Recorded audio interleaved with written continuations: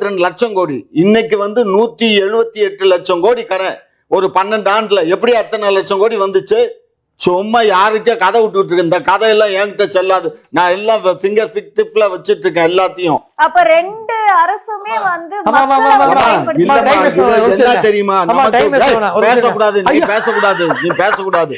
ஒன்றிய அரசு போராடுவர்களும் மிரட்டுறாங்க, விவாதத்துல பேசுறது கட்சிக்காரங்க வாழ்றது கஷ்டமா இருக்குது. இவங்களுக்கு டீச்சர்ஸுக்கு இப்ப இவங்களுக்கு நான் சொல்லியாச்சு, இவங்களை எல்லாம் கைது பண்றோம் அப்படின்னு சொன்னா தேர்தல் நேரத்துல இப்ப பள்ளிக்கூடம் திறக்க போகுதுன்னு 2 நாளையில ஒழுங்கா போய் வேலைக்கு போனா உனக்கு வேலை மிஞ்சும். அப்படி ஒழுங்கா நீ வேலைக்கு போலன்னு ஜெயலலிதா ஆட்சியில என்ன பண்ணுச்சு?